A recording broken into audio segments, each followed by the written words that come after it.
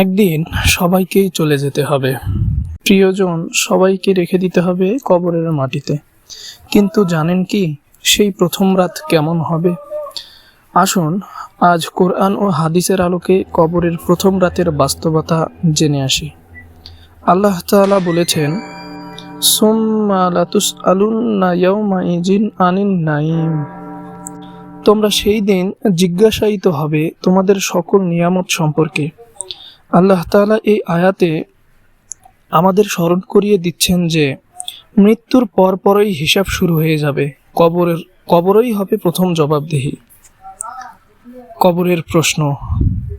রাসূল সাল্লাল্লাহু আলাইহি ওয়াসাল্লাম বলেছেন, মানুষ যখন কবরস্থ হয় এবং তার প্রিয়জনরা ফিরে যায়, তখন দুজন ফেরেশতা তার কাছে এসে জিজ্ঞাসা করে, এটা আমাদের সবারই জানা, কে তোমার প্রভু, তোমার দিন কি, এবং নবী মুহাম্মদ সাল্লাল্লাহু আলাইহি ওয়াসাল্লাম সম্পর্কে তোমার কি মতামত? যে ব্যক্তি দুনিয়ায় ঈমান ও আমলের উপর ছিল, তার জন্য এই প্রশ্ন সহজ হবে। আর মুনাফিক বা অবিশ্বাসীর জবাব হবে, আল্লাহ, আমি তো জানি না। মুমিনদের কবর।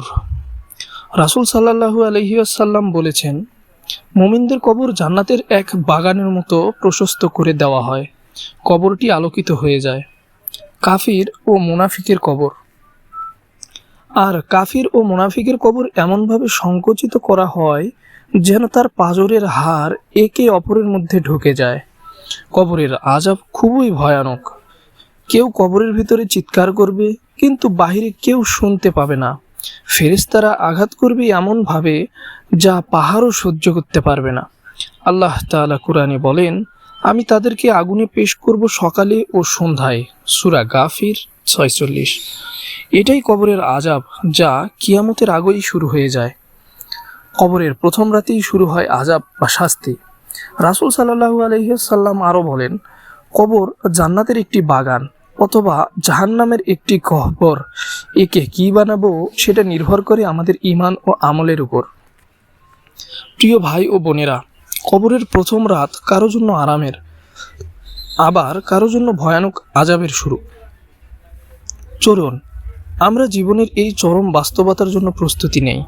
বেশি বেশি তওবা করি, নামাজ কায়েম করি, কোরআনের সাথে সম্পর্ক করি। কারণ কবর হবে একা, সঙ্গী হবে শুধু আমল।